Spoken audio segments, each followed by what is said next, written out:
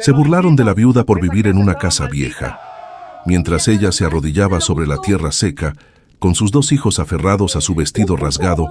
La casa detrás de ella ardía en llamas, y la gente del pueblo señalaba y se reía. Decían que era un castigo, que era locura, que aquella tapera era todo lo que ella merecía. Embarazada, sin dinero, sin el apoyo de nadie, aceptó vivir en el único lugar que nadie quería, una casa torcida, olvidada, llena de historias que nadie se atrevía a contar. Pero lo que ellos no sabían era que aquella casa vieja escondía algo que cambiaría todo por completo. Ahora dime, si todos se rieran de ti por el lugar donde vives, ¿te irías para demostrar que tenían razón, o te quedarías hasta descubrir algo que nadie más supo ver? Porque fue en esa casa que todos despreciaron, donde ella encontró lo que nadie imaginaba. Y todo comenzó la noche en que decidió no huir. El desprecio no se viste de harapos, sino de seda fina y risas que se clavan en el pecho como astillas de madera seca. Beatriz permanecía de rodillas sobre la tierra que ya no le pertenecía, sintiendo cómo el calor del incendio le lamía el rostro mientras un grupo de hombres y mujeres de la villa se deleitaban con su desgracia. No había compasión en aquellos rostros empolvados, solo la satisfacción cruel de ver a la viuda del hombre que no supo pagar sus deudas reducida a cenizas y humo. Las carcajadas flotaban en el aire pesado, mezclándose con el hollín y los recuerdos calcinados que subían al cielo en forma de columnas negras. Ella, en su vientre, sentía el movimiento lento de una vida que aún no sabía que nacería en la más absoluta de las carencias, marcada por el estigma de una caída social que nadie en aquel valle estaba dispuesto a perdonar. El vestido amarillo, aquel que Beatriz había elegido para su última tarde de dignidad, estaba ahora manchado por el sudor y el polvo de un camino que parecía no tener fin. A sus costados, sus 2 pequeños hijos se aferraban a sus muslos con la desesperación de quienes han visto el mundo desmoronarse antes de aprender a nombrarlo. Los niños no lloraban con ruido. Era un gemido sordo, una vibración de terror que subía por las manos de la madre y se instalaba en su espina dorsal como una fiebre fría. Beatriz miraba al frente, con los ojos inyectados en sangre no por el llanto, sino por el humo que seguía brotando de las vigas que alguna vez sostuvieron su hogar. Estaba sola, con el peso de 3 vidas sobre sus hombros y la mirada burlona de una sociedad que la consideraba ahora un despojo. El comendador, con su cadena de oro cruzando un chaleco de terciopelo que nunca había conocido el roce del trabajo, dio un paso adelante para escupir una última sentencia. Le recordó a Beatriz que su marido había muerto dejando una estela de promesas rotas y que la tierra que pisaba ahora tenía un nuevo dueño legítimo por derecho de deuda. No hubo violencia física, pues la crueldad de los hombres de ley es mucho más refinada. Le entregaron un papel que le otorgaba la posesión de una tapera ruinosa en los márgenes del olvido. Era una herencia de sombras, una construcción que el tiempo había devorado y que los locales evitaban por temor a los ecos que habitaban sus paredes. Con un gesto de desprecio, el hombre le señaló el camino hacia la maleza, dándole la espalda mientras las llamas terminaban su labor. Aquella caminata hacia la casa de las sombras fue un calvario de polvo y silencio bajo el sol implacable de marzo que agrietaba la tierra bajo sus pies descalzos. Beatriz no hablaba, pues el aire le faltaba en los pulmones y la presión de su embarazo le recordaba en cada paso que el tiempo se agotaba para encontrar un refugio seguro. Sus hijos, con las caras sucias y los pies heridos por las piedras del camino, caminaban como autómatas, mirando hacia atrás con la esperanza de que el incendio fuera solo una pesadilla de la que pudieran despertar. El valle se extendía ante ellos como un océano de vegetación seca y desidia, ocultando los senderos que alguna vez fueron prósperos antes de que la ambición de unos pocos concentrara la riqueza en la plaza principal de la villa. Al llegar al límite de la propiedad heredada, la estructura se reveló como un esqueleto de madera podrida que parecía sostenerse únicamente por la fuerza de las enredaderas que la asfixiaban. Las paredes, de una madera que alguna vez fue noble, estaban ahora cincentas por el moho y el abandono de décadas, con frestas tan anchas que el viento pasaba a través de ellas como un suspiro burlón. El techo de paja estaba hundido en varios puntos, permitiendo que la luz del atardecer dibujara patrones irregulares sobre el suelo de tierra batida. No había muebles, ni puertas que cerraran el paso a las criaturas del monte, solo el olor a humedad estancada y a tiempo que se había detenido por falta de esperanza. Beatriz se detuvo en el umbral, sintiendo que el vacío de la casa reflejaba el hueco que se había abierto en su propia vida. Sin embargo, el hambre de sus hijos no le permitía el lujo de la parálisis, y con las manos temblorosas comenzó a limpiar el espacio más seco que pudo encontrar cerca de la chimenea de piedra.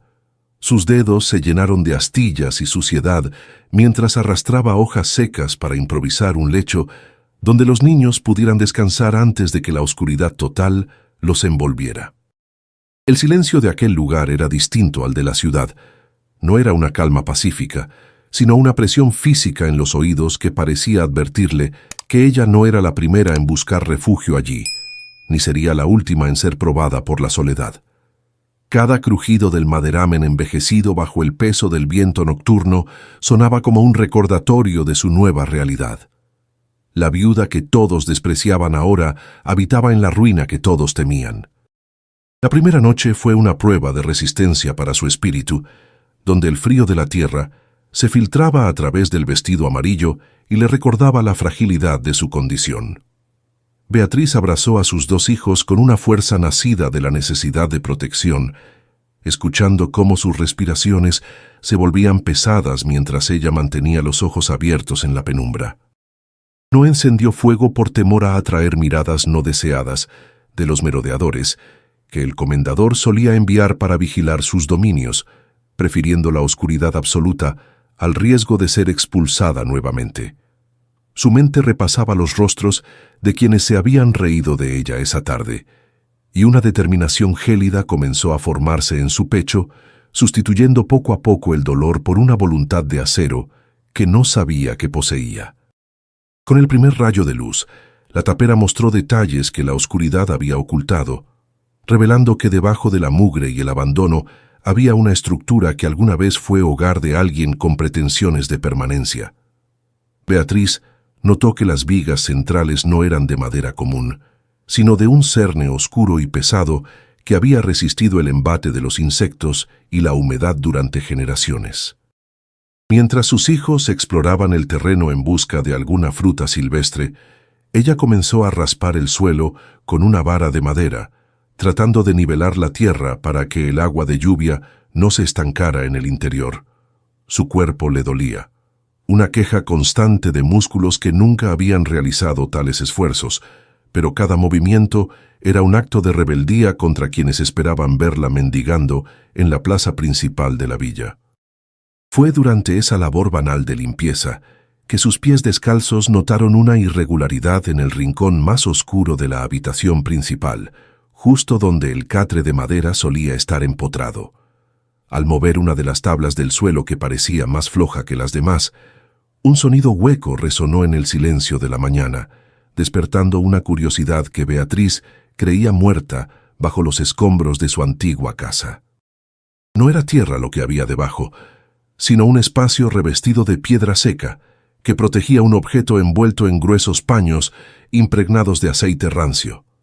Sus manos, ahora cubiertas de callos incipientes y tierra negra, dudaron antes de tirar del bulto, sintiendo que estaba a punto de desenterrar algo que el mundo había intentado ocultar para proteger un secreto que ella aún no podía comprender. Al retirar los paños con cuidado, el brillo frío de un metal antiguo reflejó la luz del sol que entraba por el techo roto, revelando una pequeña arca de madera oscura con refuerzos de plata.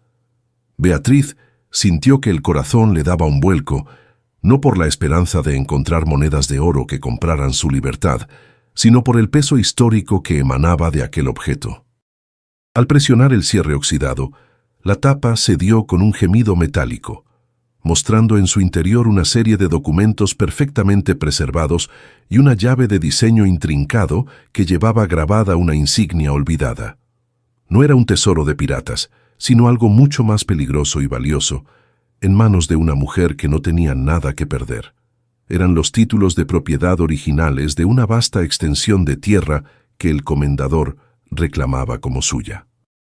Beatriz recorrió con la yema de sus dedos agrietados la superficie rugosa de los documentos, sintiendo el relieve de los sellos de cera que habían custodiado aquel secreto durante décadas. El papel, amarilleado por la humedad del sertón, desprendía un aroma a tiempo estancado y a aceite rancio que se le metía en la nariz, despertando un sentido de propiedad que creía enterrado bajo el hollín del incendio. No eran meras hojas, sino la prueba de que su presencia en aquella tapera no era un error del destino, sino el regreso de una dueña legítima a sus raíces olvidadas. El frío de la llave de plata contra su palma le recordaba que el poder, a veces, se esconde en los lugares más humildes y que la justicia tiene un peso físico que ella estaba dispuesta a cargar. La insignia grabada en la llave mostraba el diseño intrincado de una antigua compañía de comercio, un símbolo que Beatriz reconoció de los relatos que su abuela le contaba antes de que la pobreza borrara su memoria familiar. Era el emblema de una fortuna que todos daban por perdida, una red de intercambios que alguna vez unió aquel valle con los puertos más lejanos de la capital. Al observar los mapas dibujados a mano, que acompañaban las escrituras, se dio cuenta de que los límites de su herencia no se detenían en la valla caída de la propiedad, sino que devoraban gran parte de las tierras que el comendador ahora ostentaba con arrogancia. El descubrimiento no le trajo alegría, sino un miedo punzante en el pecho al entender que poseía la prueba de un despojo histórico que los poderosos no dudarían en defender con garras. Sus pensamientos fueron interrumpidos por el sonido de pasos menudos sobre el suelo de tierra batida, seguidos por el susurro tembloroso de su hijo mayor preguntando por la cena. El contraste entre la riqueza potencial de aquellos papeles y la realidad inmediata del hambre fue una bofetada que le devolvió la lucidez. Miró a sus dos pequeños, con las caras manchadas de tierra y los ojos grandes llenos de una expectativa silenciosa que le desgarraba el alma. No tenía nada para ofrecerles más que unos pedazos de pan seco y el agua cristalina que brotaba del pozo cubierto de limo en los fondos del terreno. Guardó los documentos con prisa, ocultándolos bajo los paños oleados, sintiendo que cada segundo que pasaba con el arca abierta era una invitación a que la desgracia entrara por la puerta sin bisagras. Con un esfuerzo que le hizo gemir de dolor por la presión en su vientre, Beatriz volvió a colocar la tabla del suelo en su lugar, cubriéndola con la escasa paja y la suciedad del rincón. El arca quedó nuevamente sepultada, pero su existencia ahora latía en la mente de la viuda como un segundo corazón que dictaba cada uno de sus movimientos futuros. Sabía que el comendador no tardaría en aparecer, pues hombres de su calaña huelen la debilidad y la resistencia con la misma agudeza con la que buscan el oro. Tenía que ser cautelosa, ocultar su hallazgo bajo la apariencia de una miseria que ya no sentía como propia, convirtiendo su humillación en el camuflaje perfecto para proteger el legado de sus hijos. La tapera, antes una prisión de madera podrida, se transformaba lentamente en el fuerte que resguardaría su verdad. A través de las grietas de las paredes, Beatriz observaba cómo las enredaderas de esmeralda trataban de reclamar el interior de la casa, entrelazándose entre las vigas con una persistencia vegetal que admiraba. El aire dentro de la vivienda estaba cargado de un polvillo dorado que bailaba en los haces de luz, creando una atmósfera irreal que parecía suspender el tiempo entre el desastre y la reconstrucción. Cada ráfaga de viento que hacía crujir el techo de paja traía consigo el aroma de la vegetación salvaje y la humedad del río que corría cercano, una sinfonía de sonidos que antes la aterrorizaban y que ahora empezaba a descifrar como señales de vida. La casa de las sombras no estaba muerta, estaba simplemente esperando a que alguien tuviera el valor de despertarla de su letargo de décadas. Recordó entonces las palabras de su abuela sobre el tesoro de la tierra, aquel que no se mide en monedas, sino en la capacidad de la naturaleza para dar frutos donde otros solo ven desierto. El microclima único de aquel rincón olvidado del sertón, protegido por las colinas y alimentado por el río, era el secreto que Tobías había intentado proteger en sus últimas anotaciones. Entre los documentos del arca, había descripciones detalladas de plantas que no pertenecían a esa región: canela, clavo y otras especias raras que su familia había cultivado en secreto hace mucho tiempo. Aquel no era un simple terreno baldío, sino un jardín oculto cuyos registros de propiedad seguían vigentes a nombre de su linaje familiar directo, una rama que la aristocracia local consideraba extinta. Beatriz se levantó, sintiendo el peso del vestido amarillo que ahora era un jirón de su antigua vida, y comenzó a trabajar con una energía que no sabía que poseía.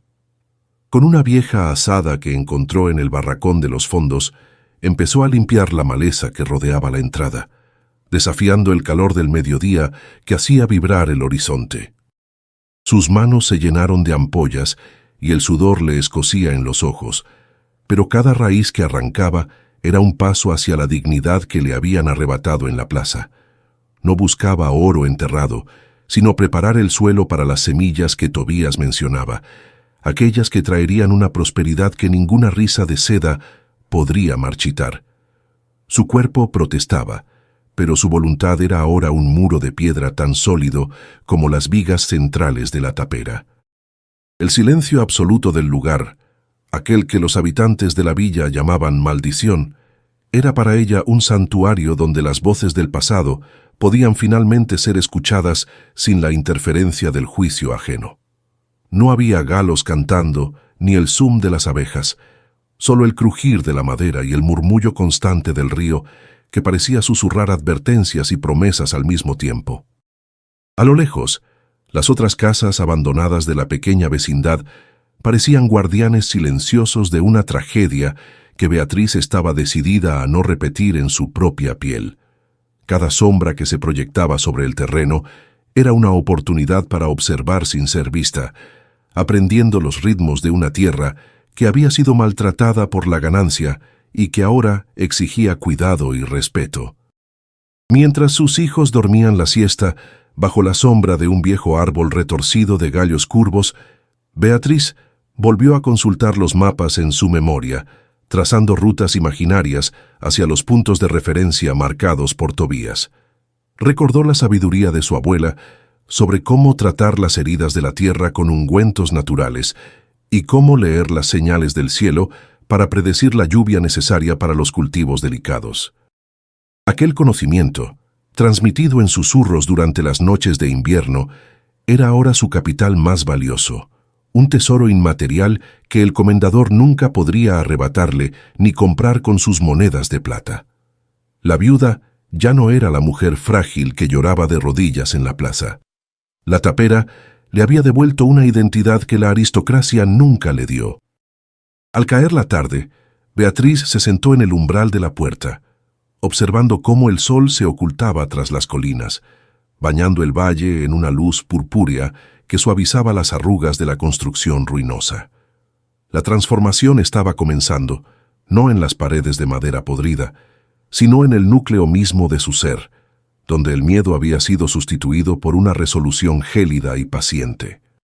El comendador y su corte de risas despreciables pronto descubrirían que el silencio de la Casa de las Sombras no era de muerte, sino de una espera estratégica que estaba a punto de terminar. Ella protegería aquel pedazo de mundo con la ferocidad de quien ha sido despojado de todo, sabiendo que las mayores bendiciones suelen venir disfrazadas de la ruina más profunda y absoluta. Beatriz, de 34 años y viuda desde hace apenas 3 meses, se entregó a la tarea de limpiar la desolación que la rodeaba. No permitió que la mirada ácida de quienes la despreciaban nublara su juicio mientras arrancaba la maleza que llegaba hasta su cintura. Con la ayuda de su hijo mayor y su pequeña, comenzó a retirar los escombros acumulados durante años de abandono absoluto. Cada tabla que aseguraba con barro y paja era un acto de fe contra la precariedad que amenazaba con devorarlos. Mientras trabajaba, recordaba las palabras del tabelión advirtiendo sobre el carácter maldito de aquella propiedad que nadie en la villa quería tocar. No obstante, el silencio del lugar no le inspiraba temor, sino una calma necesaria para planificar su resistencia frente a la injusticia. El cansancio extremo pesaba en sus hombros como un saco de piedras húmedas, mientras el hambre constante se instalaba en su estómago con una quemazón persistente. Sentía los músculos de sus brazos arder por el esfuerzo de cargar agua desde el río, una tarea que realizaba con la respiración entrecortada por la presión de su embarazo. Sus pies descalzos, hundidos en el barro frío y húmedo, ya no sentían el pinchazo de las espinas, pues la piel se había vuelto tan dura como la madera de las vigas. El aire pesado del valle le dificultaba cada bocanada, llenando su pecho de un polvillo dorado que le hacía toser de forma seca y dolorosa. A pesar del agotamiento físico que amenazaba con derrumbarla, Beatriz se negaba a descansar, sabiendo que el bienestar de sus hijos dependía únicamente de su fortaleza. Encontró una vieja azada oxidada en el barracón de los fondos, una herramienta que Tobías debió usar hasta que sus fuerzas lo abandonaron. Con ella, empezó a nivelar el suelo de tierra batida del interior, tratando de eliminar la humedad que hacía el aire casi irrespirable. Cada golpe contra la tierra dura era una decisión consciente de no regresar a la villa a mendigar la compasión que ya le habían negado. Los objetos dejados por el anterior dueño, como un viejo cachimbo y unas botas enlodadas, servían de mudos testigos de una vida de reclusión y misterio. Beatriz organizó lo poco que tenía, una panela de hierro vieja y un cobertor fino, con una dignidad que superaba la miseria del entorno. Sentía que al ordenar aquel caos, estaba también ordenando los fragmentos de su propia existencia destrozada por las deudas. La soledad en la casa de las sombras era una presencia casi física que se manifestaba en la ausencia total de sonidos habituales de la vida rural. No se escuchaban pájaros cantando en los frutales cargados, ni el zumbar de las abejas entre las flores salvajes que crecían sin control. Era como si el mundo entero hubiera decidido callar ante aquel rincón olvidado del sertón, rodeado por una mata densa que devoraba los senderos. Este silencio opresor que tanto asustaba a los vecinos de la villa tenía una explicación natural que muchos preferían ignorar por superstición. La formación rochosa particular del lugar creaba un efecto acústico que absorbía los ruidos, transformando cualquier movimiento en un eco extraño y fantasmagórico. Beatriz aprendió a escuchar ese silencio, buscando en él la verdad que el ruido del desprecio le había ocultado. El sol de la tarde caía sobre el tejado de paja con una intensidad que hacía que el aire dentro de la tapera vibrara por el calor estancado. Beatriz sentía que el sudor le bajaba por la espalda en hilos constantes, humedeciendo la tela del vestido amarillo que ahora olía a humo y esfuerzo.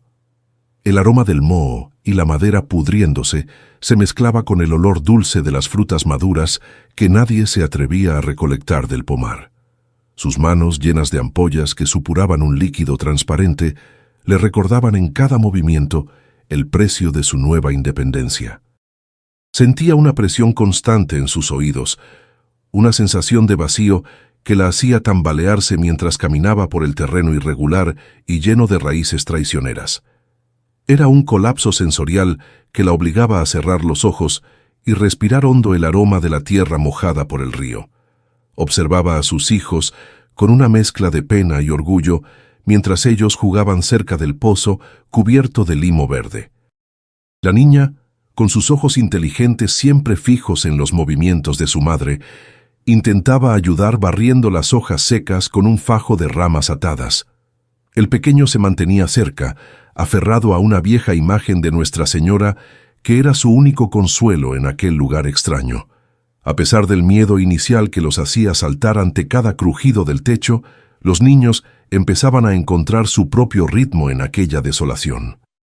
Beatriz les hablaba con firmeza, asegurándoles que aquel barraco se convertiría en un hogar verdadero con paredes firmes y comida en la mesa. Cada pequeña tarea compartida era un refugio contra la humillación que habían sufrido en la plaza de la villa. Sabía que la visita del comendador Augusto Travassos era inminente, pues hombres de su calaña nunca pierden de vista lo que consideran una oportunidad de lucro.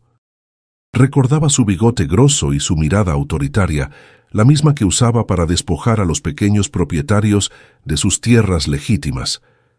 Él representaba la ganancia y la falta de escrúpulos que habían marcado la historia de aquel valle durante décadas. El comendador no aceptaba un no por respuesta, y su oferta inicial era una burla para lo que realmente valían aquellas tierras. Beatriz se preparaba mentalmente para el enfrentamiento, escondiendo su descubrimiento bajo el colchón de paja con una sospecha creciente sobre las intenciones del hombre. Sentía el peligro acercándose como una sombra que alargaba sus dedos sobre el terreno al atardecer. Los documentos que había rescatado del baúl enterrado contenían un mapa grosero pero preciso, trazado por Tobías en sus últimos días de lucidez. Había una marca en forma de X justo donde el río encontraba la tierra roja, señalando un secreto que el tiempo no había podido borrar.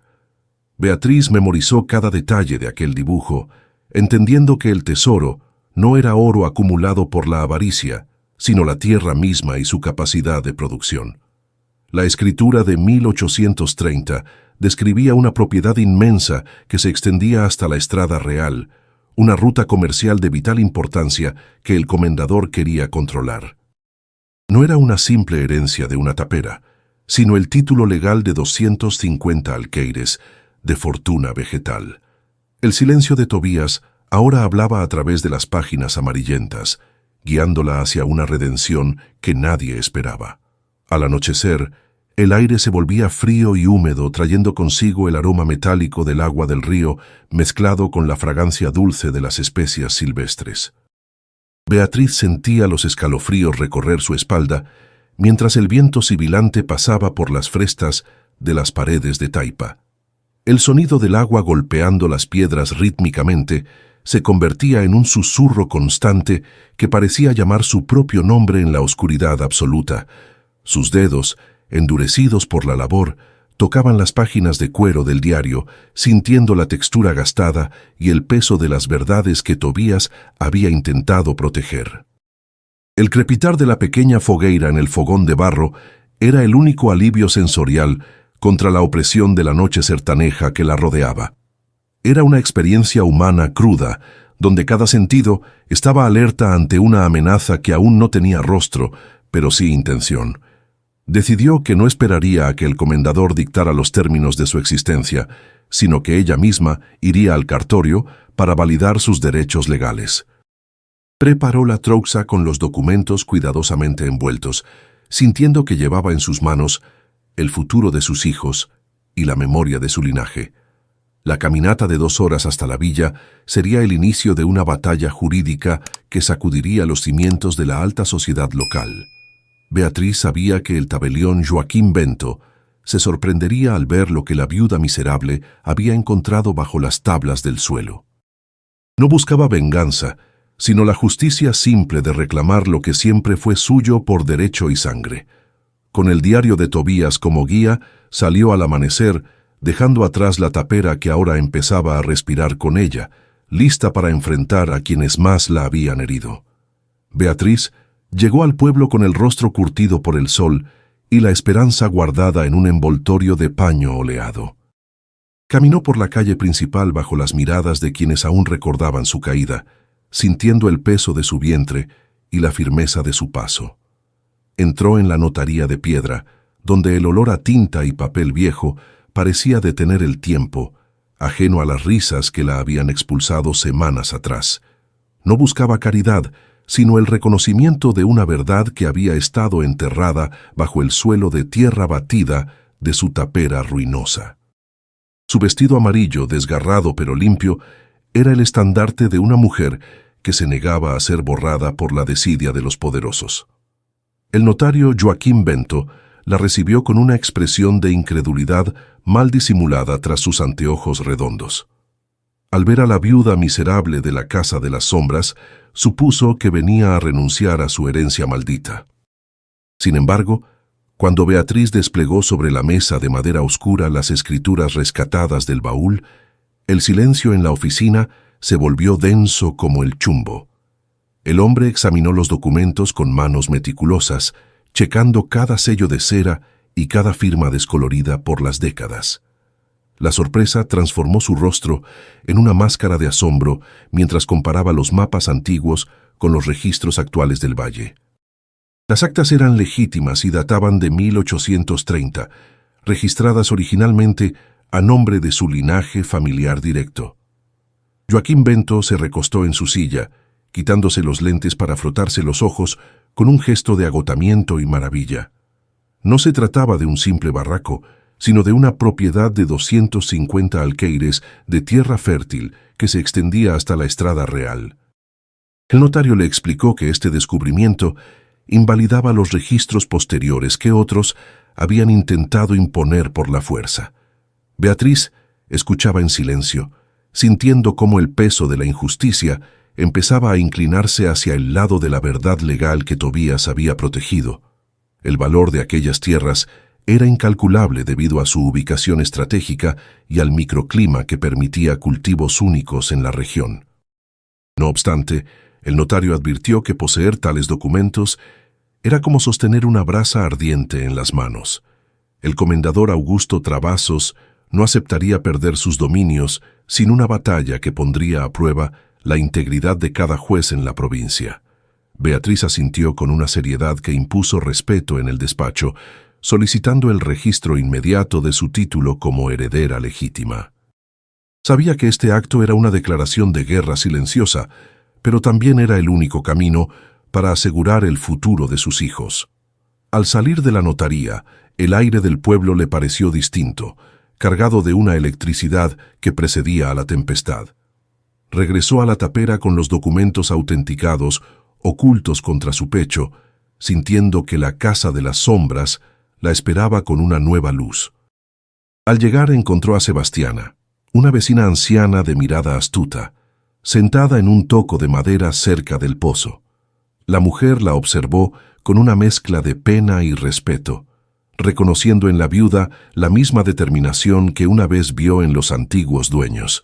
Sebastiana le advirtió que el comendador ya sabía de sus movimientos y que la ganancia de los hombres suele ser más peligrosa que cualquier fantasma.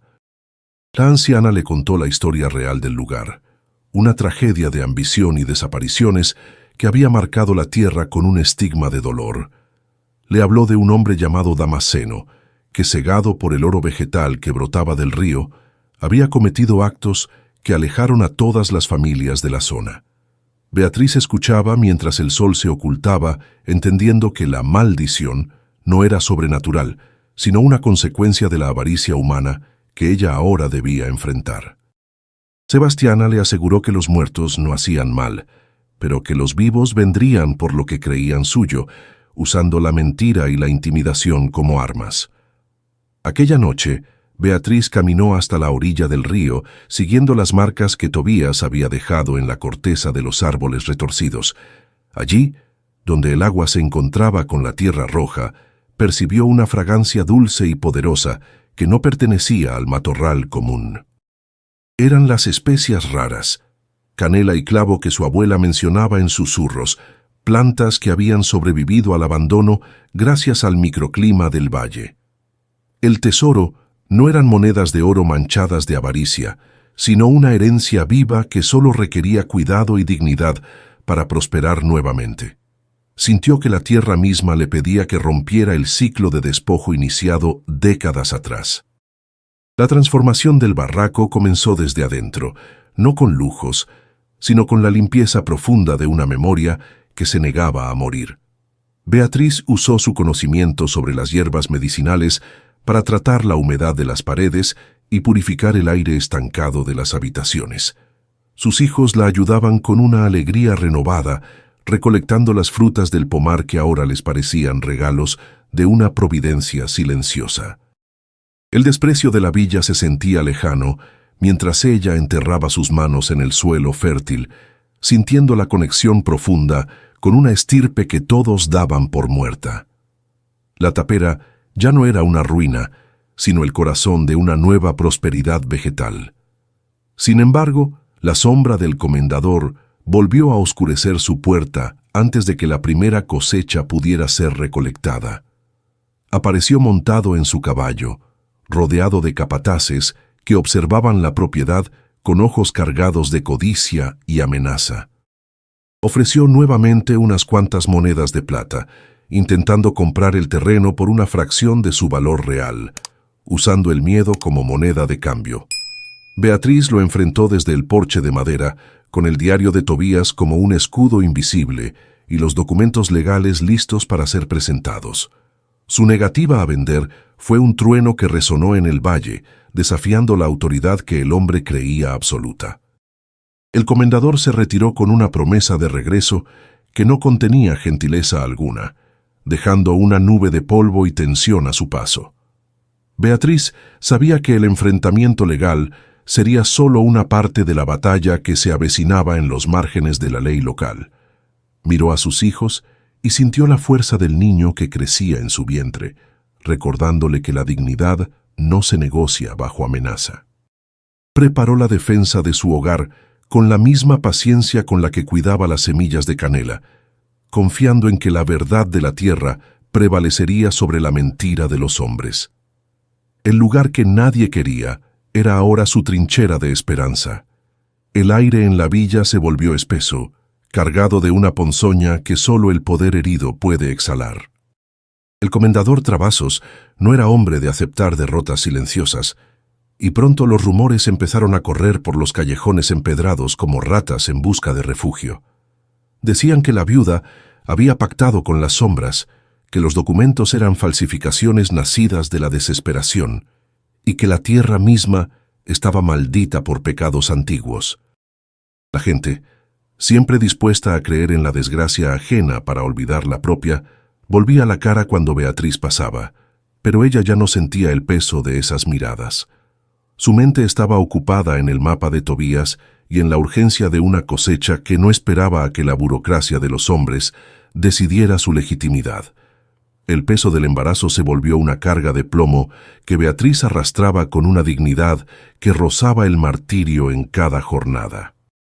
Sentía punzadas agudas en la espalda, como si las vigas de la tapera estuvieran ahora sosteniendo también su propia columna vertebral bajo el sol inclemente. Cada vez que se agachaba para limpiar la base de los árboles de canela, un mareo súbito la obligaba a cerrar los ojos y buscar apoyo en la corteza rugosa. El sudor le bajaba por las sienes, frío y persistente, recordándole que el tiempo de la vida nueva se acercaba con la misma inevitabilidad que el conflicto con el comendador. No había médicos en aquel rincón del sertón, solo el conocimiento ancestral de la anciana Sebastiana y la voluntad de una mujer que se negaba a rendirse.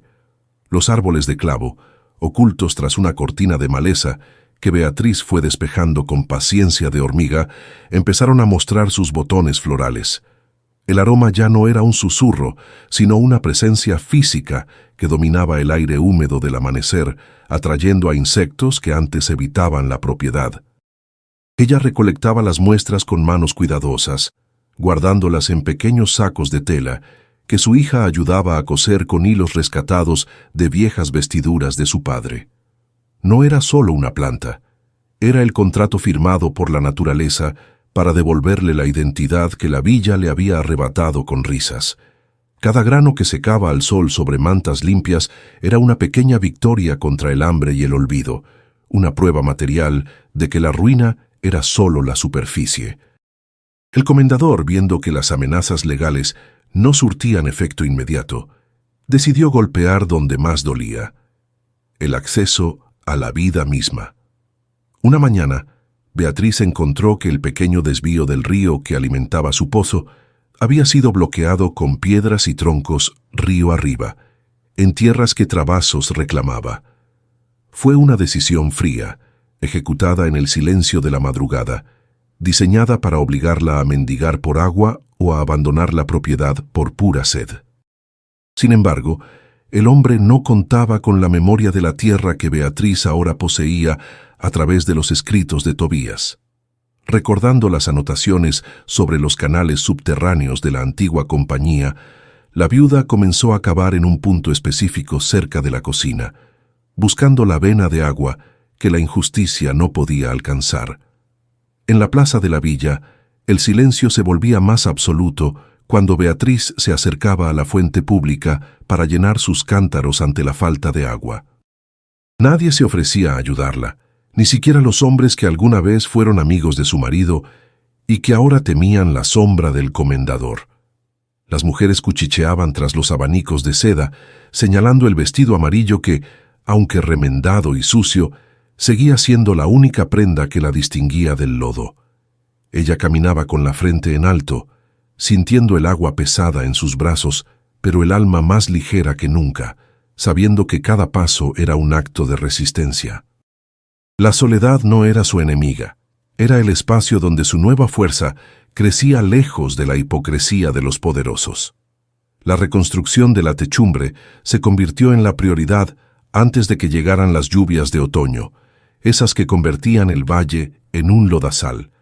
Con la ayuda de su hijo mayor, que a sus 12 años ya tenía la seriedad de un hombre cansado, Beatriz aprendió a trenzar la paja. Trabajaban hasta que las sombras de los árboles se alargaban tanto que se fundían con la oscuridad de la selva, asegurando cada fajo con cuerdas de fibra. La casa, que antes parecía un esqueleto quejumbroso, empezaba a cerrarse sobre sí misma, creando un espacio de calor y seguridad que los niños ya llamaban hogar. No era el lujo de la ciudad, pero era una fortaleza construida con sus propias manos sobre los cimientos de una verdad que nadie podía ya ocultar. La dignidad es una semilla que germina mejor en el suelo de la exclusión, lejos de la fertilidad artificial de los favores comprados con oro. Beatriz entendió que su soledad no era una debilidad, sino una armadura que le permitía ver con total claridad las intenciones de quienes la rodeaban. En la villa, el valor de una persona se medía por el peso de su bolsa, pero en la casa de las sombras se medía por la capacidad de transformar la ruina. Ella ya no esperaba que la justicia viniera de los tribunales corruptos de la provincia, sino de la legitimidad de su trabajo diario. La viuda miserable era ahora la guardiana de un orden antiguo que el comendador y su corte de risas habían intentado borrar por pura conveniencia. El atardecer traía consigo un cambio en la temperatura que hacía que la madera vieja de la casa crujiera de una forma casi rítmica. El olor de las especias secándose se mezclaba con el aroma del barro húmedo y el humo de la leña de cedro que Beatriz encendía.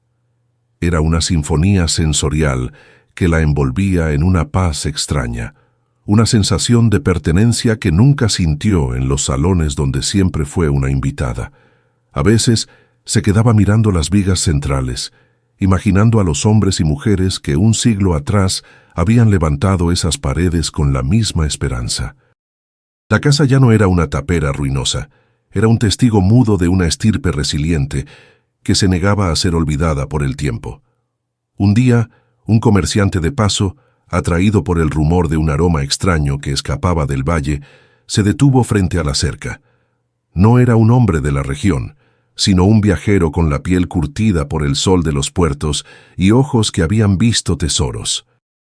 Beatriz lo recibió con una cautela que se transformó en sorpresa cuando el hombre, al oler una muestra de su clavo, se quitó el sombrero. Le ofreció un precio justo por una pequeña cantidad, algo que ella aceptó con manos temblorosas pero voz firme, realizando su primera transacción. Aquellas monedas no solo significaban comida para sus hijos, sino la validación de que su esfuerzo tenía un valor que trascendía por mucho las burlas de la villa. Sin embargo, el éxito atrae a los depredadores con más rapidez que el fracaso a la compasión en estos rincones olvidados del mundo. El comendador, informado de la visita del comerciante extranjero, entendió que el tiempo de la sutileza se había agotado y que debía actuar con fuerza. La tensión en la villa alcanzó un punto de ebullición, con los capataces de trabazos merodeando los límites de la propiedad con más frecuencia. Beatriz, desde su porche, observaba el movimiento de los caballos a lo lejos, sabiendo que el primer gran choque de esta guerra estaba cerca. Ya no era una cuestión de papeles o escrituras, sino de quién tenía la voluntad más fuerte para defender el lugar que la avaricia había intentado enterrar bajo el olvido. La ambición no tiene ojos, pero posee un olfato finísimo para detectar la prosperidad ajena en los rincones más insospechados.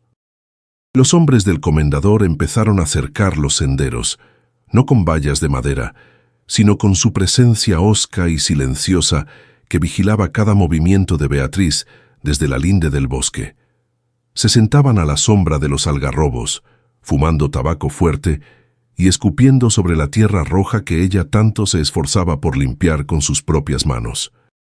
No decían palabra alguna, pero sus ojos, cargados de una envidia antigua, seguían el rastro del aroma a clavo que empezaba a emanar de la vieja construcción. Era una guerra de nervios donde el silencio se convertía en un arma de doble filo, una presión constante en los oídos de la viuda. Ella sabía que cada grano de especia que recolectaba era una bofetada a la autoridad de quienes la querían ver suplicando en la plaza. Beatriz continuaba su labor con una parsimonia que desesperaba a sus vigilantes, moviendo la azada con la cadencia de un reloj de arena que no conoce la prisa ni el cansancio. El sol de mediodía caía sobre su espalda como una manta de plomo líquido, humedeciendo la tela amarilla de su vestido que ya mostraba los estragos de la faena diaria. A pesar del agotamiento que le entumecía los dedos al final de la jornada, se negaba a mostrar cualquier rastro de debilidad ante las sombras que la rodeaban. Cada raíz que arrancaba era un pedazo de su pasado que dejaba atrás, una preparación necesaria para el futuro que latía con fuerza bajo su pecho cansado. Sus hijos la ayudaban en silencio, cargando cestas de mimbre con la seriedad de quienes han aprendido que la supervivencia es una oración que se reza con el esfuerzo del cuerpo. El peso de su vientre se había vuelto una carga que desafiaba la gravedad de sus esperanzas, provocándole punzadas agudas que le recorrían la espina dorsal en los momentos de reposo. Sentía el movimiento lento y persistente de la nueva vida, un recordatorio biológico de que el tiempo no se detendría por las leyes injustas de los hombres poderosos.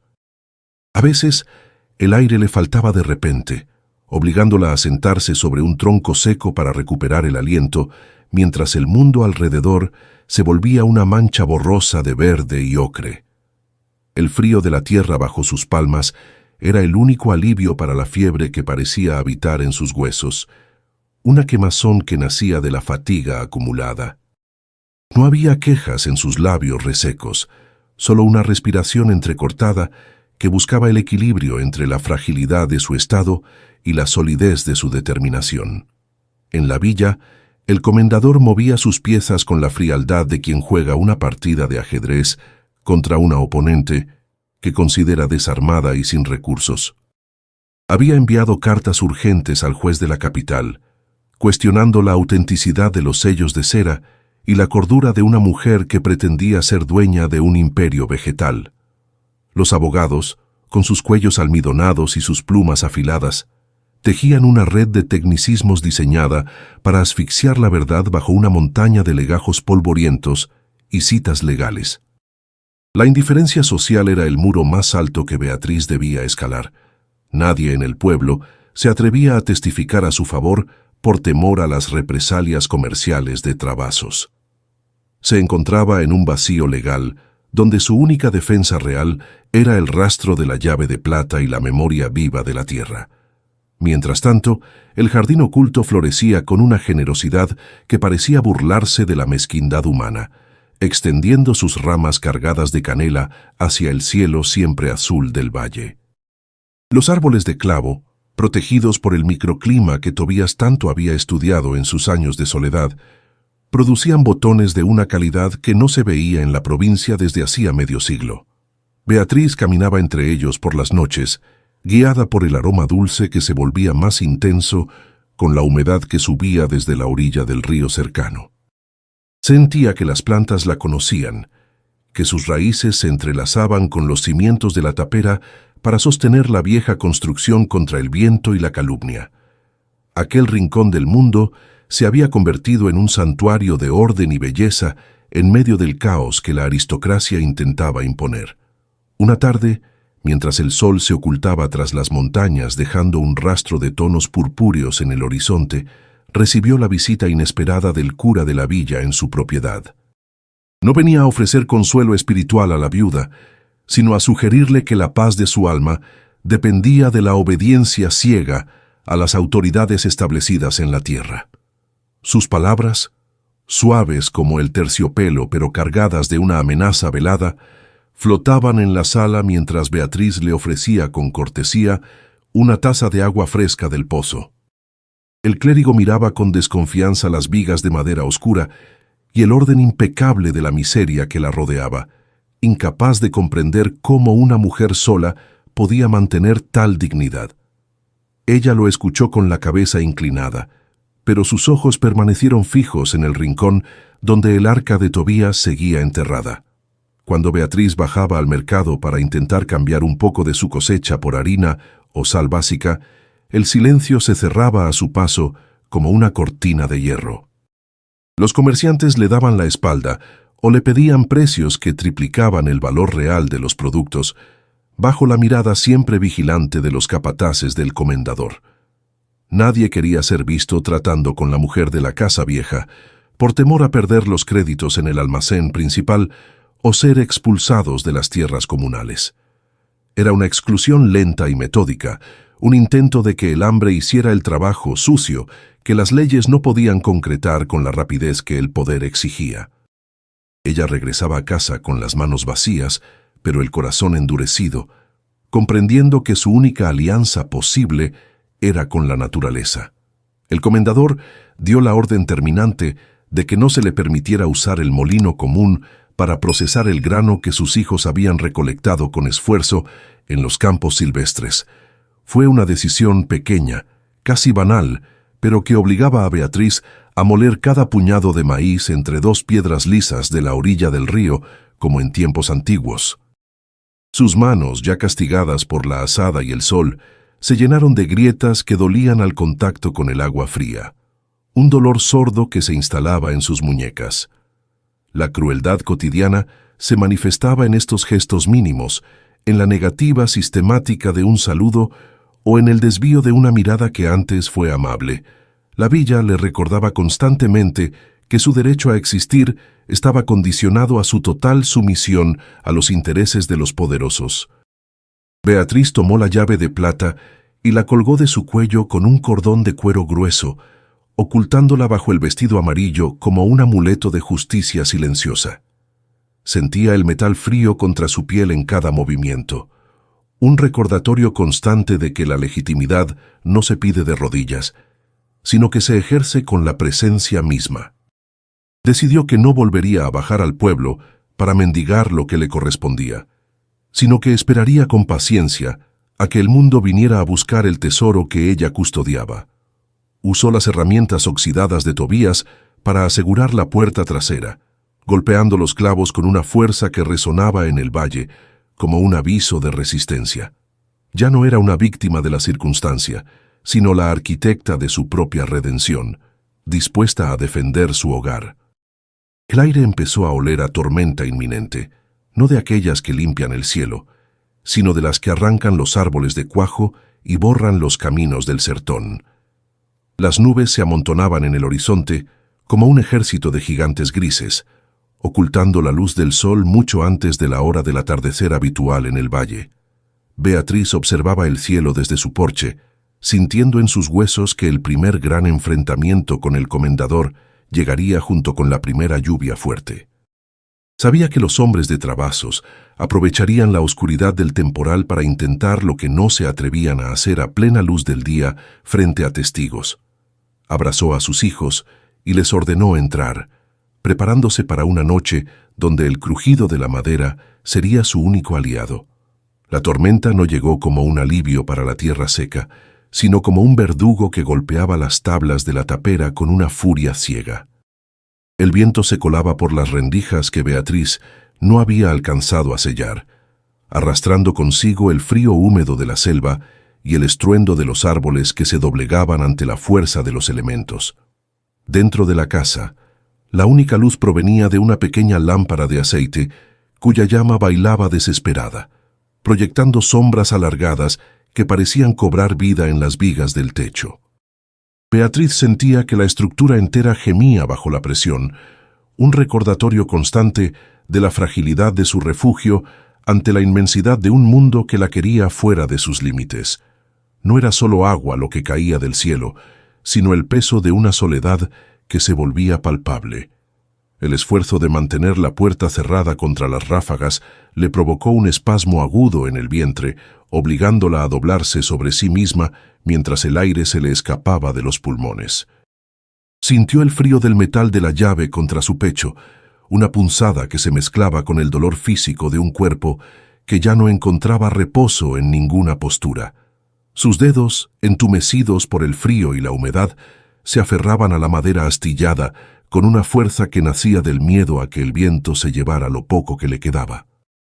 La oscuridad de la habitación se volvía un refugio y una trampa al mismo tiempo, donde cada latido de su corazón parecía resonar contra las paredes de barro que empezaban a reblandecerse por la filtración constante del agua que caía afuera. A pesar del temporal, un golpe seco resonó en la entrada, un sonido que no pertenecía a la naturaleza, sino a la mano del hombre. Un mensajero del comendador, envuelto en una capa de cuero que chorreaba lodo, apareció en el umbral sin pedir permiso, entregando un sobre sellado con la frialdad de quien cumple una sentencia de muerte. No hubo palabras de consuelo ni explicaciones, solo el gesto mecánico de entregar el papel y desaparecer de nuevo en la negrura de la noche. Beatriz sostuvo el sobre con manos temblorosas, sabiendo que dentro se encontraba la respuesta legal de Travassos a su osadía de reclamar la tierra. El papel estaba húmedo, pero el sello de cera roja permanecía intacto, como una mancha de sangre sobre la blancura del documento que decidiría su destino inmediato y el de su familia. El documento era una orden de desalojo preventivo, fundamentada en una supuesta deuda histórica de su marido, que superaba el valor de cualquier escritura antigua. Los abogados del comendador habían tejido una red de engaños legales, utilizando firmas falsificadas y testimonios de hombres que nunca habían pisado el valle. Se le otorgaban 3 días para abandonar la tapera antes de que la fuerza pública fuera enviada para ejecutar la orden y quemar lo que quedara de la propiedad maldita. La injusticia no se escondía, se pavoneaba con la elegancia de los términos jurídicos y la autoridad de un sello oficial que ignoraba la verdad enterrada bajo el suelo. Beatriz leyó cada línea con una calma gélida, sintiendo cómo el desprecio de la villa se materializaba ahora en una sentencia de papel que pretendía borrarla del mundo. Sus hijos, acurrucados en un rincón sobre el colchón de paja, la miraban con ojos desorbitados por el miedo, sin entender por qué la madre permanecía en silencio frente a aquel trozo de papel. El mayor, adivinando la gravedad de la situación, se levantó para colocarse al lado de Beatriz, buscando en su rostro alguna señal de la fuerza que siempre los había protegido. No había lágrimas en los ojos de la viuda, solo una resolución que se endurecía con cada segundo que pasaba, transformando la desesperación en una estrategia de supervivencia. El aroma de las especias, que aún impregnaba el aire de la habitación, servía de contrapunto a la amenaza, recordándole que ella poseía algo que el comendador deseaba más que su propia vida. El silencio entre madre e hijos era una alianza que no necesitaba promesas. El sonido del agua golpeando el tejado de paja se volvió una música hipnótica que Beatriz utilizaba para organizar sus pensamientos en medio del caos. Cada gota parecía marcar el tiempo que le quedaba antes del enfrentamiento final, una cuenta regresiva que no admitía errores ni vacilaciones de último momento. Observó las sombras que la lámpara proyectaba sobre el mapa de Tobías, trazando mentalmente las rutas de escape y los puntos de defensa que la tierra misma le ofrecía.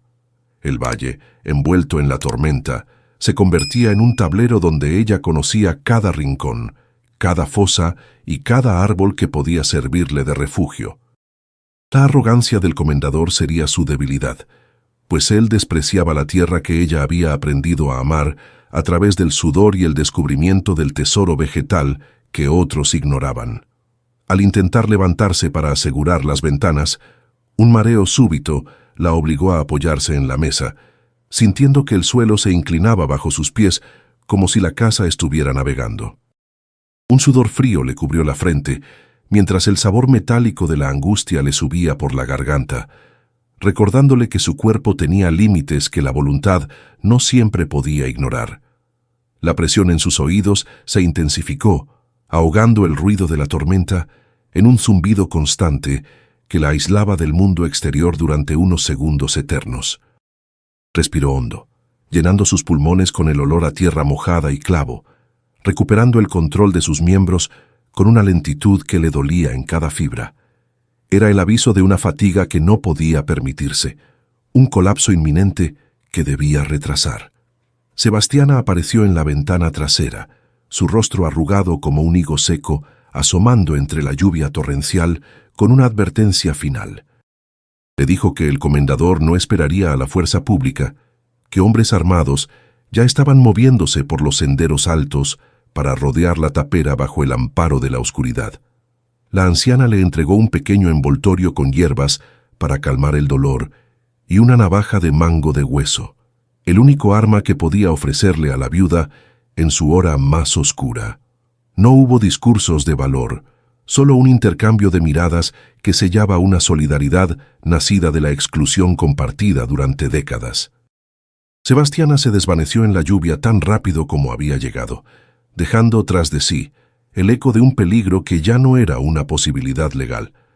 Beatriz tomó la navaja y la colocó sobre la mesa, junto al diario de Tobías y la llave de plata, creando un altar de resistencia en el corazón de la tapera.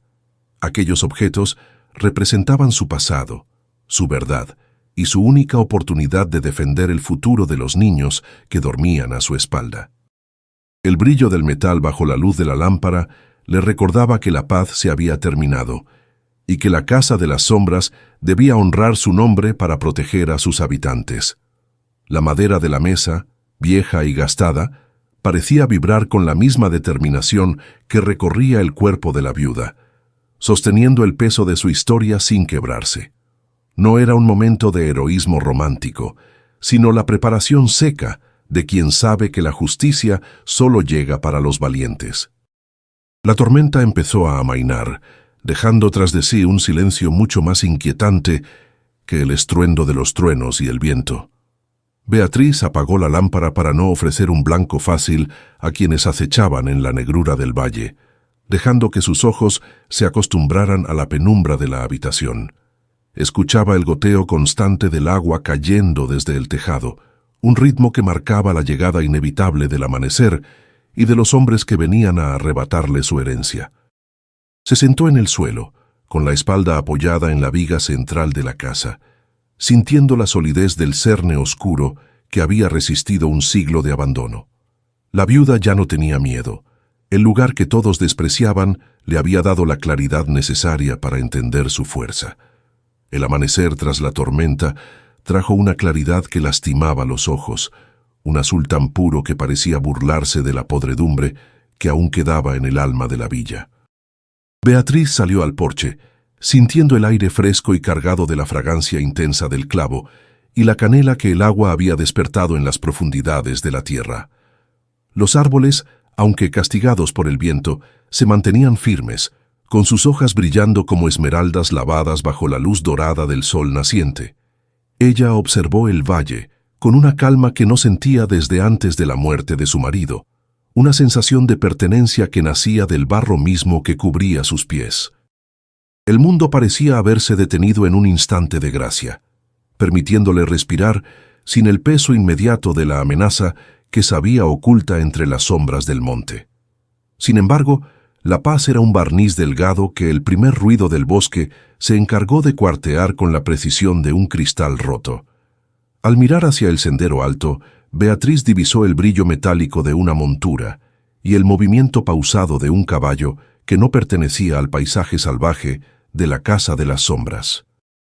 Era uno de los hombres del comendador, un centinela silencioso que recordaba con su sola presencia que la tregua del temporal había terminado junto con las nubes.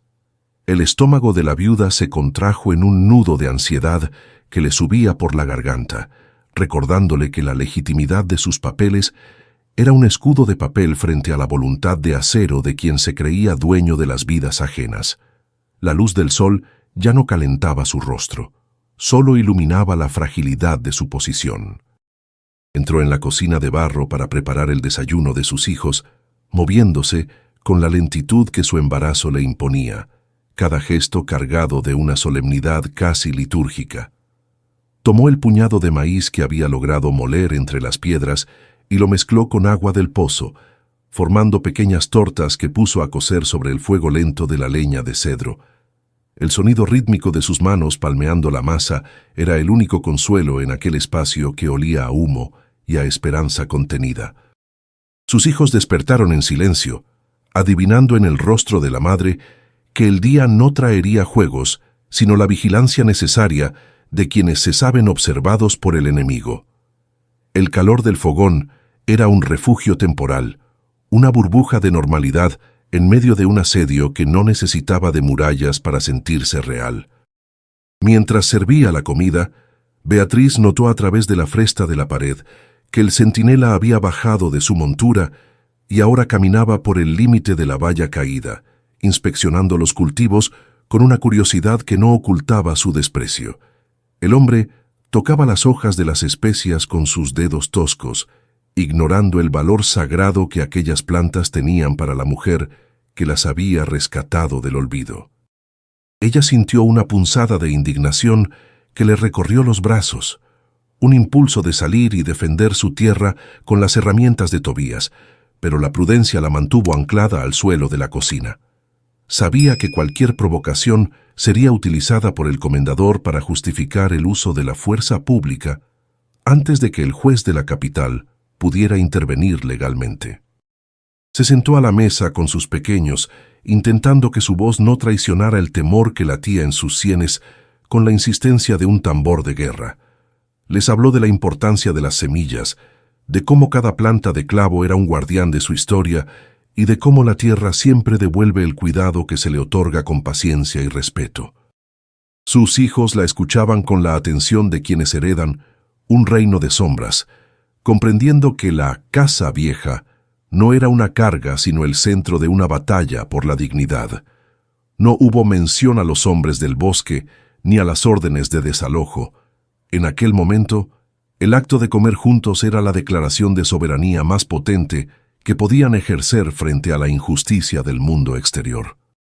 Un grito ahogado de su hijo mayor la hizo levantarse de golpe, sintiendo una presión aguda en el pecho que le dificultaba el habla por un instante eterno. El niño señalaba hacia el pomar, donde una de las ramas del árbol de canela más antiguo había sido cortada deliberadamente, dejando una herida blanca en la madera que supuraba la savia dulce bajo el sol. No era un daño casual de la tormenta, sino un mensaje tallado por la mano del hombre, una advertencia de que la propiedad no estaba protegida por ninguna ley humana o divina contra el rencor de los poderosos. Beatriz caminó hacia el árbol, tocando la herida con manos temblorosas, sintiendo el dolor de la planta como si fuera propio, una mutilación simbólica de su propia esperanza de redención vegetal. El silencio que seguido a este descubrimiento fue absoluto, una ausencia de sonido que pesaba más que el estruendo del trueno de la noche anterior. Ella miró hacia la villa, que se extendía al fondo del valle con sus techos de teja roja y su indiferencia de piedra, preguntándose cuántos de sus habitantes sabían de aquel sabotaje silencioso. Nadie vendría a ayudarla. Nadie denunciaría la violación de su propiedad.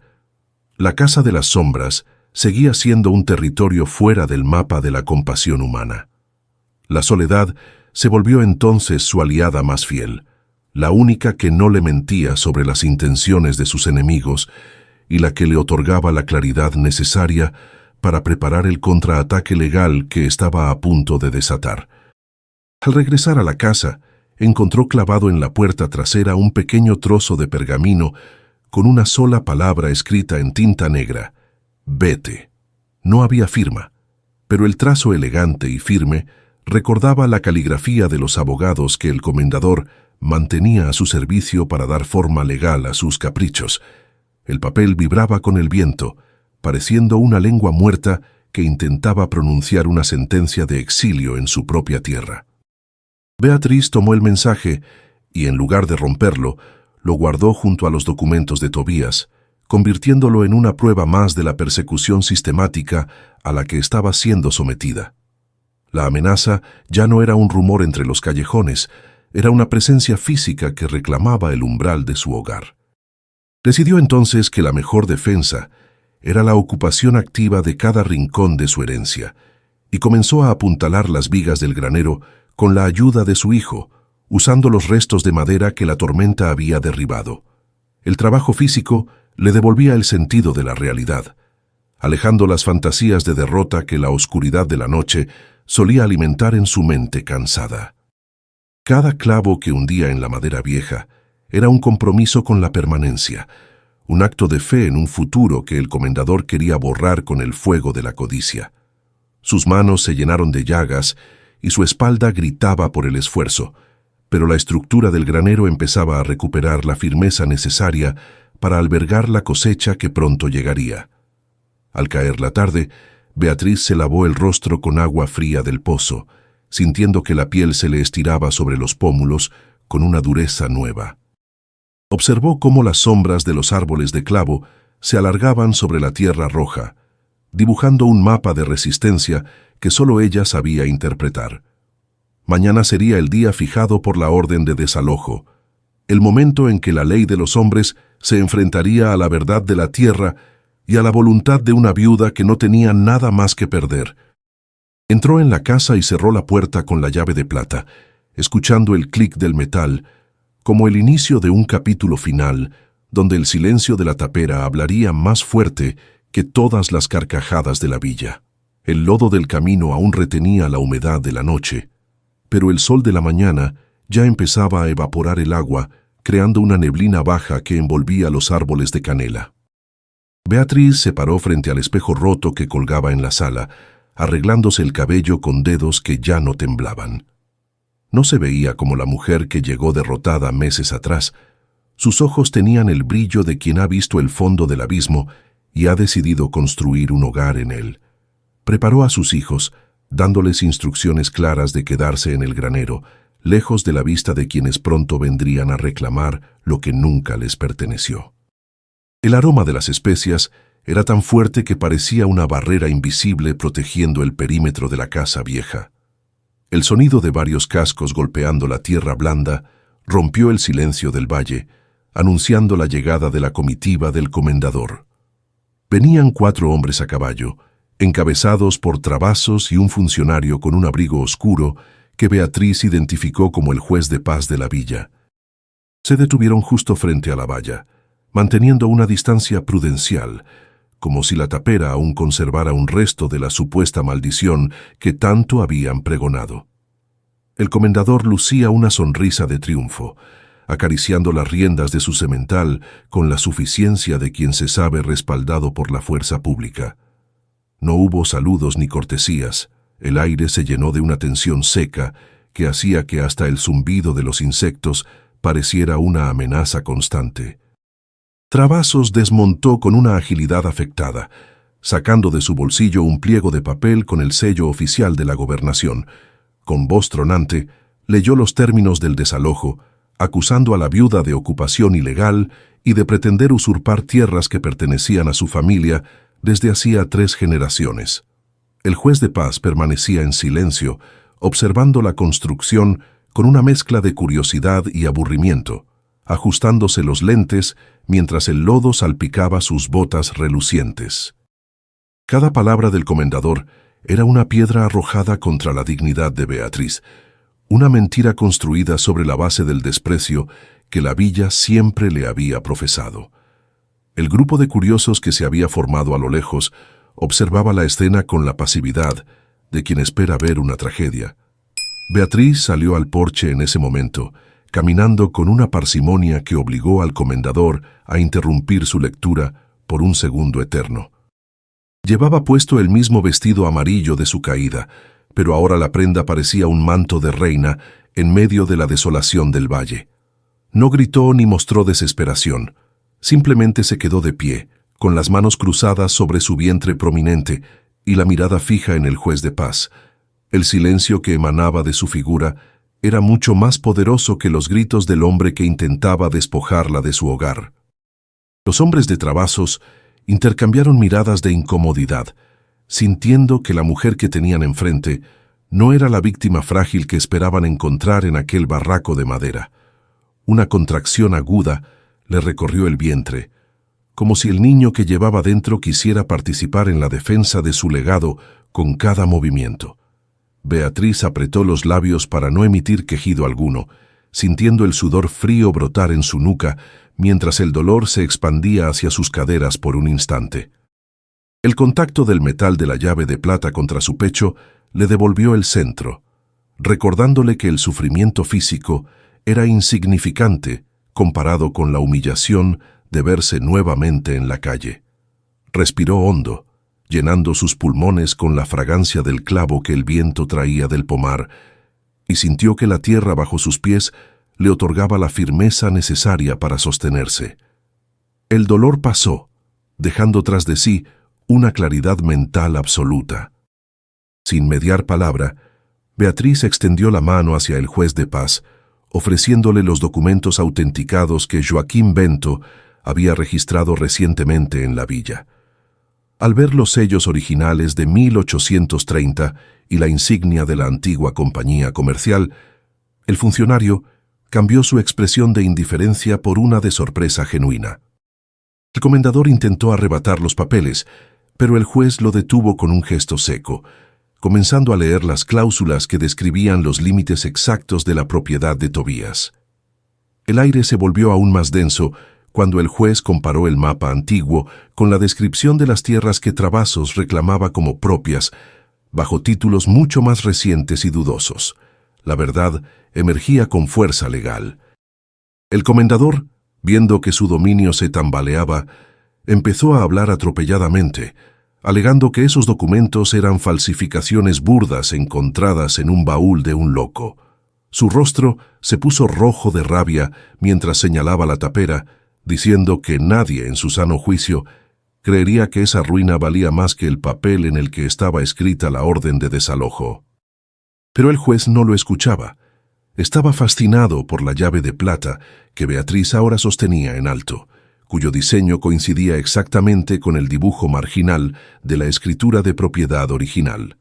Era la prueba física, la pieza que faltaba en un rompecabezas de despojos que la aristocracia local había intentado ocultar durante medio siglo para beneficio propio. Los capataces que acompañaban a Travasos empezaron a retroceder, murmurando entre ellos sobre el olor que emanaba del lugar y la calma casi sobrenatural de la viuda. El aroma del clavo y la canela ya no era una sospecha, era una evidencia de una riqueza vegetal que superaba cualquier fortuna en monedas de plata que el comendador pudiera ofrecerles. Se dieron cuenta de que la Casa de las Sombras no estaba maldita, sino protegida por una herencia que ellos mismos habían ayudado a ignorar por pura soberbia. El poder de Travasos, basado en el miedo y la mentira, se desmoronaba frente a la solidez de una verdad que la tierra misma se encargaba de validar con cada ráfaga de viento. En un último arrebato de desesperación, el comendador avanzó hacia el porche con la intención de quitarle la llave a Beatriz, olvidando por un momento la presencia del representante de la ley. Sus manos, acostumbradas a tomar lo que querían sin resistencia, se detuvieron a centímetros del rostro de la viuda cuando ella dio un paso al frente, desafiándolo con una mirada de hierro. El juez de paz intervino de inmediato, advirtiendo a Travasos que cualquier agresión física sería castigada con la prisión inmediata y la nulidad de cualquier reclamo futuro. El silencio de los espectadores se volvió un juicio social absoluto. El hombre más poderoso de la región estaba siendo derrotado por una mujer que solo poseía su palabra. Beatriz guardó la llave y los documentos, entrando lentamente en la casa sin mirar atrás, dejando a los hombres de la villa sumidos en su propio desconcierto. Escuchó el sonido de los caballos alejándose, seguidos por las voces de los curiosos que ahora hablaban con respeto de la dueña de la propiedad. Se sentó en la mesa de madera, sintiendo que la presión en sus oídos finalmente desaparecía, sustituida por el ritmo pausado de su propia respiración victoriosa.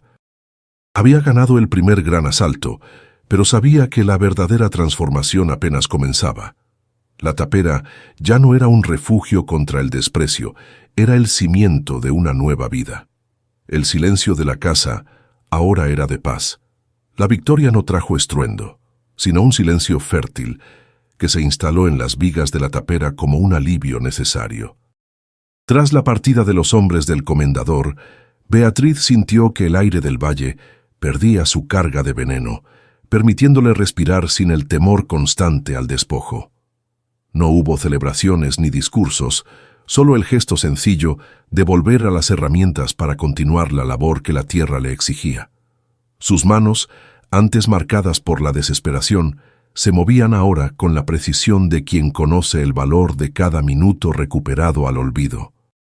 La casa vieja, aquella que todos señalaban con risas crueles, empezaba a erguirse con una dignidad que ninguna seda podía comprar. El eco de las burlas se perdía en la inmensidad del monte, dejando paso al murmullo del río que celebraba la permanencia de su dueña legítima. Los árboles de canela y clavo, nutridos por el microclima que Tobías había protegido en secreto, florecieron con una intensidad que perfumó el valle entero. Aquella fragancia dulce y poderosa se convirtió en el estandarte de la propiedad, atrayendo no a los depredadores, sino a comerciantes honestos que buscaban la calidad perdida. Beatriz aprendió a negociar con voz firme, sin bajar la mirada ante quienes meses atrás le negaban un pedazo de pan en el mercado de la villa. Cada transacción era un ladrillo más en la reconstrucción de su vida, una prueba de que la riqueza vegetal era más sólida que cualquier promesa de papel. La Casa de las Sombras dejó de ser un estigma para transformarse en el epicentro de una prosperidad que nacía de la paciencia y el respeto por los ciclos de la naturaleza.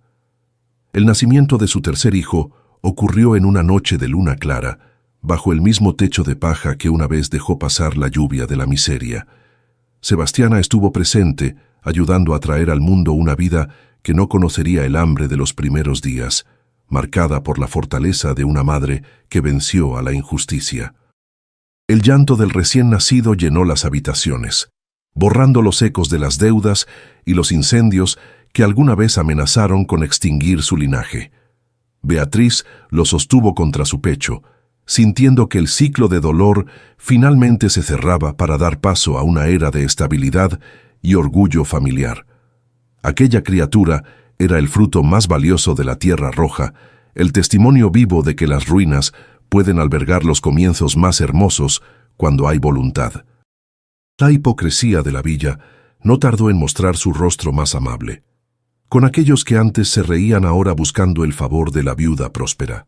Beatriz los recibía con una cortesía distante, sin permitir que las palabras dulces borraran el recuerdo del vestido amarillo manchado de hollín y desprecio. No buscaba venganza, pues entendía que el éxito es el castigo más severo para quienes apuestan por la desgracia ajena para sentirse poderosos. Les daba trabajo a quienes lo necesitaban, imponiendo condiciones de dignidad que el comendador nunca soñó con ofrecer a sus propios empleados. La economía local empezó a girar alrededor de la producción de especias, devolviéndole al valle una relevancia que había perdido bajo el peso de la avaricia de unos pocos. Ella era ahora la arquitecta de un orden más justo. El comendador Travasos, recluido en su mansión de la villa, vio cómo su influencia se marchitaba con la misma rapidez con la que crecían los cultivos de Beatriz. Sus intentos de despojo legal quedaron sepultados bajo la contundencia de las escrituras de 1830 y el testimonio del juez de paz. La risa del poderoso se extinguió, sustituida por el silencio amargo de quien descubre que el mundo ya no le pertenece por derecho de miedo. Nadie lo saludaba con la misma reverencia en la plaza, pues la gente había descubierto que la justicia podía prevalecer sobre el oro cuando una mujer decidía no arrodillarse. Su figura, antes imponente, se convirtió en una sombra del pasado, un recordatorio de una época de abusos que el valle estaba decidido a dejar atrás para siempre. Sus hijos mayores crecieron con la espalda recta y las manos acostumbradas al trabajo honesto, aprendiendo que la tierra no es una enemiga, sino una aliada generosa. Jugaban bajo los mismos árboles que Tobías había plantado, recolectando frutos que para ellos tenían el sabor de la libertad y la permanencia. No conocieron el exilio que sus padres sufrieron, pues la tapera reformada era un fuerte inexpugnable donde la memoria familiar se guardaba con celo. Beatriz les enseñó a leer los documentos del arca, asegurándose de que entendieran el peso de la llave de plata que colgaba de su cuello como una reliquia sagrada. La educación no era para ellos un lujo de ciudad, sino una herramienta necesaria para defender los linderos de su dignidad frente a cualquier futura amenaza que pudiera surgir del horizonte. La tapera original nunca fue demolida. Beatriz decidió mantener las vigas de cerne oscuro como los cimientos de su nueva construcción, integrando el pasado en el presente. Las paredes de barro fueron reforzadas y el techo de paja sustituido por tejas de barro cocido, pero el espíritu de la casa vieja permaneció intacto en cada rincón. Era un monumento a la resistencia, un lugar donde el aroma del moho había sido vencido definitivamente por la fragancia persistente del clavo y la canela. Los visitantes que llegaban de lejos para comprar la cosecha miraban con asombro la estructura, sintiendo la energía de una historia que hablaba de superación sin necesidad de palabras. La casa ya no ocultaba secretos oscuros, sino que irradiaba la luz de una verdad que había sido rescatada de las garras de la ambición. Al caminar por el pomar al atardecer, Beatriz sentía que la tierra le agradecía el cuidado con una vibración que subía por sus pies y se instalaba en su pecho. Ya no había espasmos de dolor ni mareos de hambre, solo la fatiga satisfecha de quien ha cumplido con su destino sin traicionar sus principios. Observaba cómo las enredaderas de esmeralda ahora decoraban las paredes sin asfixiarlas, creando un equilibrio perfecto entre la naturaleza salvaje y la mano humana. El río seguía su curso, murmurando las mismas leyendas que Tobías escuchó, pero ahora su sonido no era de advertencia, sino de compañía constante en la soledad elegida. Ella comprendió que la paz no es la ausencia de conflicto, sino la capacidad de permanecer firme en medio de la tormenta hasta que el cielo se aclare por completo. A menudo recordaba el momento en que se arrodilló frente al incendio de su antigua vida, sintiendo que el mundo terminaba en aquel montón de cenizas y humo. Ahora, sentada en su porche mientras el sol se ocultaba tras las colinas, veía que aquel desastre fue necesario para obligarla a buscar el tesoro que otros preferían ignorar. La ruina no era un castigo divino, sino el disfraz que la providencia utilizó para colocarla exactamente donde necesitaba estar